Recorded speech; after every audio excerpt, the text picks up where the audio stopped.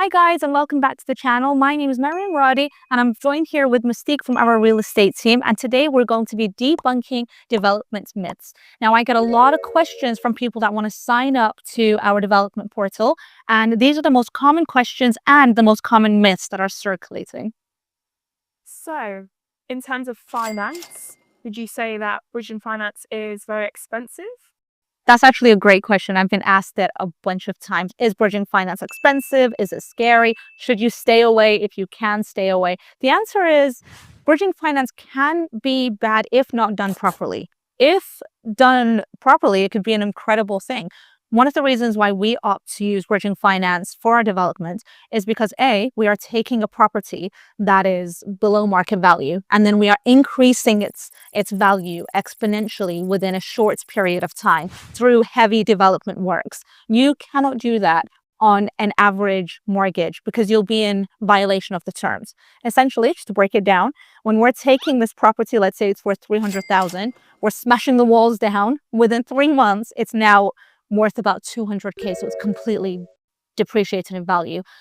And then we're going to bring it up and it's going to be worth more. If you take your buy-to-let, if you take your house with a buy-to-let mortgage and then decrease its value within 30%, eating into the bank's collateral by that margin, you are in default of your mortgage agreement. So A, illegal to do these works under a buy-to-let mortgage.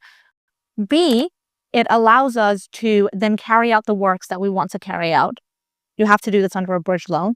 And C, essentially our business model is, for those of you that don't know, is we're taking properties, again, below market value, increasing their value exponentially within 6 months, and then getting a buy-to-let mortgage on the exit on the higher property value. We can only do that if we have a bridge loan. It's literally like a bridge from, I don't know if we can swear on this channel, from shitty property A to very nice property B. So no, not a scary, terrible thing. Kind of essential, but also tread carefully when using it because, yes, it can be expensive. Just one more point on that. Your interest on your bridge loan does run monthly. So if you can finish, the quicker you finish your project, the more that you save. So in terms of is bridge loans expensive, it can be, but you can also control that cost by moving things along quickly. Yeah, it's definitely something I hear in terms of the bridging loan interest, that it can sort of skyrocket if you don't, look after it after a long period of time. You don't take care of it, you don't keep it. Sometimes bridging, and this will be in your agreements in principle at the beginning, but your interest can be like 40K. So if you do that within 6 months, you're saving about 20K. That's a lot of money. Yeah. No, it makes sense. And I think when people hear developments, they automatically think, money and think a lot of it. So do you need £1 million to get started developing? I have so many people that are like, oh, I wish I could, do developments where I don't have the money. And I'm like, you don't want to ask how much money people have. It's an awkward question. But at the same time, I'm like, how much do you think you need? And they tell me like, I don't have $500,000 or I don't have 300K. And I'm like, you think everybody in these YouTube videos has all that money? No, you don't need that much. Essentially, if you wanted to calculate how much you need as a deposit, then we work backwards from the GDV. GDV is the gross development value, which is how much the property is worth when you're done with it. So let's say this property will be worth, let's say £600,000. The bank will lend to you 70 to 75% of that. So you can borrow up to 400K. They minus off their expenses from that. So let's say 350, and then they minus off the development cost. So let's say 150, and then you're left with 150K that they will give you towards the purchase.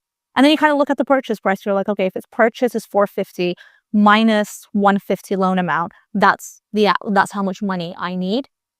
Pretty much we're looking at somewhere between 120 to 150. We always say try to have access to about 200K. Just, it's always better to have access to more.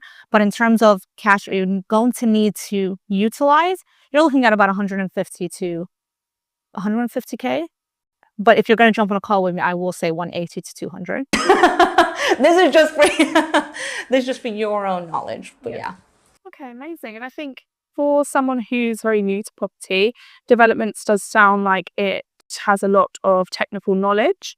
It sounds like you need to be very well experienced. Is that true? Do you need to be extremely well experienced to get started in developments?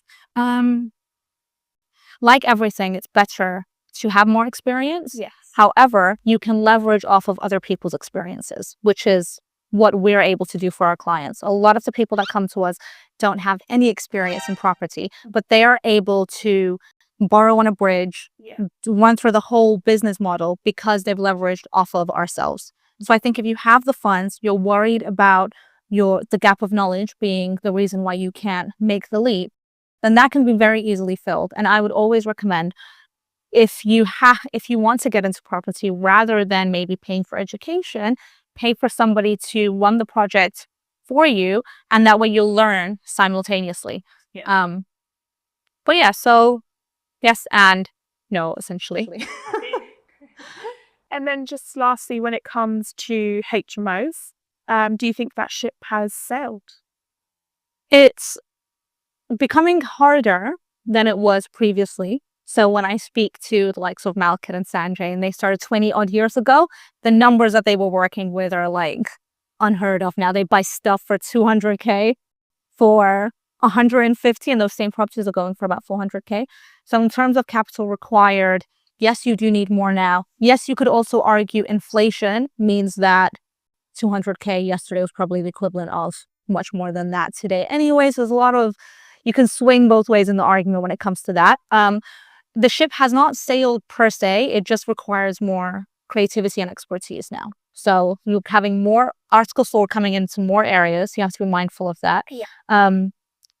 And the property prices are increasing. So again, creativity when it comes to trying to get properties that are cheaper and elevate their value as much as possible.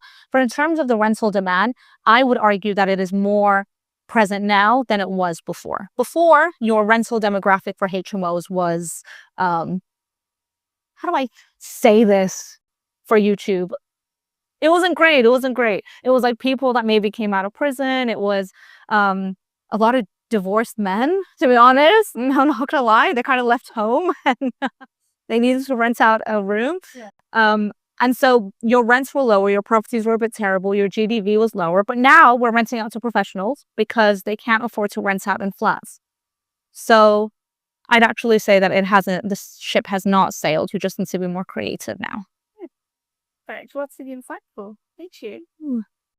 Guys, I hope you enjoyed that. If there are any more HMO or development myths, be sure to ask them in the comments. We come back every week with new videos, and don't forget to like and subscribe.